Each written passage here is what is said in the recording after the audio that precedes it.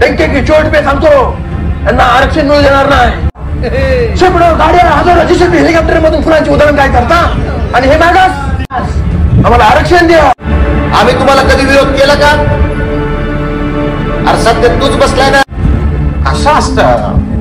मला काय म्हणायचं की त्यांना सारथीद्वारे जे मिळालं ते आम्हालाही महायुतीद्वारे मिळालं पाहिजे की नाही? आमचा हक्क आहे तो. असं कसं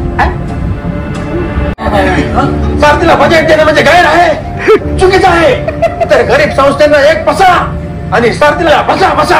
आणि दुसरी गोष्ट अशी आहे, मला सांगा, त्यांच्या एकट्याच्याच समाजाचं सर्वेक्षण करून मागासली पण कसं सिद्ध करणार आहे? वयोमानाप्रमाणे होतं त्याला तसं, पण तो काही कायद्यापेक्षा मोठा लागून गेला नाही. त्यांच्या नादाला लागू नका, तुम्हाला आरक्षण भेटणार नाही. त्यामुळे दोन्ही आयोगाला माझी अशी विनंती आहे, सर्वेक्षणच करायचं आहे तर सगळ्यांचं करा, म्हणजे त्यात मागासलेला कोण हे तुम्हाला सिद्ध करता येईल ना.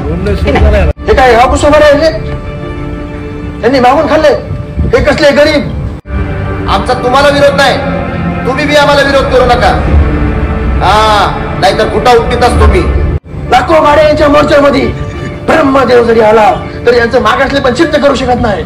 काय म्हणायचं याला? ही पद्धत आहे बोलण्याची?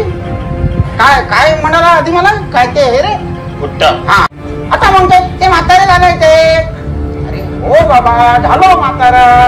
तू होशील आज ना उद्या, सगळेच होतात ना. तुझा खुट्टा उठते, तुला हबूकच द्यावी. अरे माध्यमांसमोर असं कोणी बोलतो का? पद्धत आहे बोलायची, शिकवलेली नाहीये. डोक्यावर जेवढे केस आहेत ना तेवढी आंदोलनं केली आहेत, तेवढ्या केसेस झेलल्या आहेत या पठ्ठ्याने. सांगा त्याला. पण एक लक्षात ठेव म्हणा, माझं म्हातारपण जे आहे ना, हे केस उन्हात बसून बघ म्हणा उद्या अंतरवाली सराटीमध्ये येऊन मराठ्यांचा समुद्र कसा.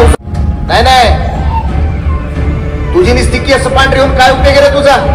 नुसतं एका समाजाविषयी आकस दरळ वाकायची आणि नुसतं त्यांना विरोध करायचा. अरे तुझा असं पांढरं काय उपयोग आहे?